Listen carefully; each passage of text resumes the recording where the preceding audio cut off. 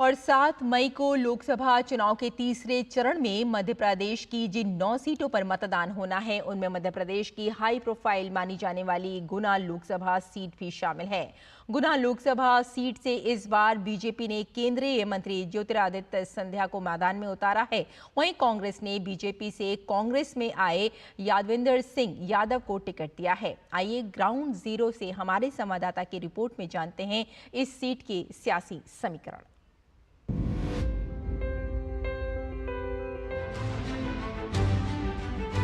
मध्य प्रदेश के मालवा चंबल का प्रवेश द्वार कहा जाने वाला गुना संसदीय क्षेत्र प्रदेश के उन चुनिंदा इलाकों में शामिल है जो कई विविधताएं खुद में समेटे हुए है।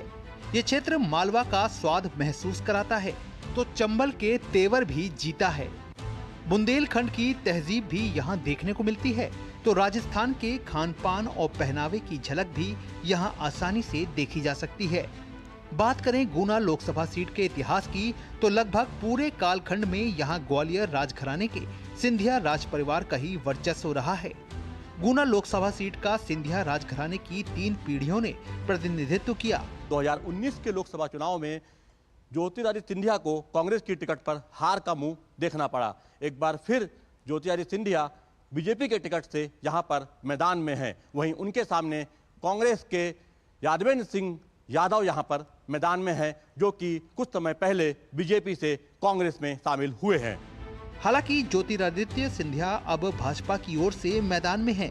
परिवार की विरासत, क्षेत्र में किए गए विकास कार्य और मोदी की गारंटी को लेकर सिंधिया अपनी जीत का दावा करते नजर आ रहे हैं।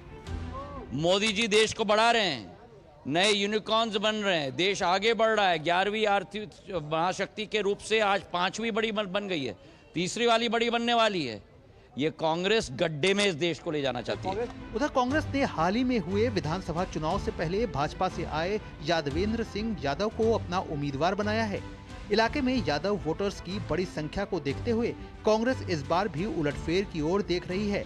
वहीं यादवेंद्र लोगों की नाराजगी, बेरोजगारी और विकास की अनदेखी को लेकर अपने पक्ष में वोट मांग रहे हैं। किसानों के लिए जो मुझसे हो सकेगा, जो तालाबों की बात हो या नहरों की बात हो, जो इस क्षेत्र के लिए हो सकेगा किसानों के लिए, पहली प्राथमिकता पर हमारे किसान रहेंगे। दूसरा, हमारे युवा और बेरोजगार रहेंगे। हमारे क्षेत्र के युवाओं को दूसरे राज्यों में, दूसरे शहरों में काम के लिए पलायन ना करना पड़े। तो हमारे क्षेत्र में हम ऐसा क्या क्या कर सकते हैं जिससे हमारे क्षेत्र के युवाओं को यहीं पर घर में रहते हुए रोजगार मिल सके, उसके लिए हम प्रयास करेंगे। दूसरी तरफ इलाके के मतदाता भी यहाँ किए गए विकास कार्यों के साथ ही मोदी की गारंटी पर ही अपना मन बनाते हुए दिख रहे हैं। हालांकि कई लोगों का कहना है कि इलाके में अभी भी कई काम किए जाने बाकी हैं। गुना के लोगों के मन में तो एक राम मंदिर बहुत बड़ा मुद्दा था, वो सॉल्व हो गया। और चूँकि गुना एक बीजेपी का गढ़ रहा है और इसमें इसी गढ़ के बीच में भारतीय जनता पार्टी ने एक बहुत स्ट्रॉन्ग कैंडिडेट दिया है, तो मेरे हिसाब से तो उन्हीं के पक्ष में ज़्यादा माहौल चल रहा है। ये इस बार कांग्रेस जीत सकती है यहाँ से, क्यों उन्होंने कुछ कराया नहीं है। जो पहले सांसद थे उनने, अब ये जो दूसरे बनेंगे उनको देखेंगे। गुना में इस बार कमल का फूल खिलेगा और बहुत प्रचंड बहुमत से खिलेगा और सभी जनता बहुत खुश है। गरीब जनता के लिए राशन भी है, कुटीर है, आवास सभी है, किसान के लिए सम्मान निधि है। टक्कर का मुकाबला है। अब की आर सिंधिया ये जो खड़े हुए हैं, उन्होंने विकास का कार्य किया है, विकास हुआ है, बीजेपी वालों ने विकास किया है। अब बात करें गुना संसदीय क्षेत्र की तो यहाँ 8 विधानसभा सीटें आती हैं, जिनमें गुना, बमोरी, अशोकनगर, मूंगावली, चंदेरी, शिवपुरी, कोलारस और पिछोर शामिल है। इस सीट के लोकसभा इतिहास पर नजर डालें तो सिंधिया राजघराने का ही दबदबा देखने को मिला है। 1957 में गुना लोकसभा सीट पर कांग्रेस की ओर से विजयराजे सिंधिया ने जीत हासिल की। वहीं 1962 में इस सीट से कांग्रेस के राम सहाय पांडे सांसद चुने गए। इसके बाद 1967 में स्वतंत्रता पार्टी की ओर से विजयराजे सिंधिया कांग्रेस के डीके यादव को शिकस्त देकर सांसद बनी। इसके अलावा 1971 में विजयराजे के बेटे माधवराव सिंधिया मैदान में उतरे और जनसंघ के टिकट पर यहां से जीत हासिल की। माधवराव सिंधिया 1977 के चुनाव में निर्दलीय निर्वाचित हुए।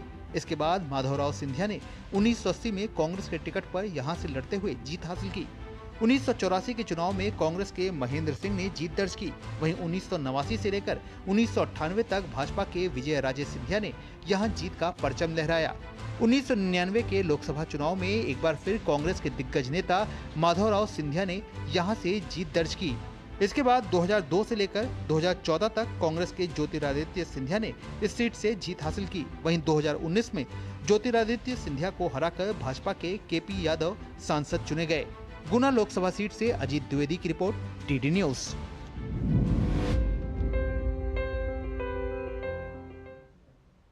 और मध्य प्रदेश में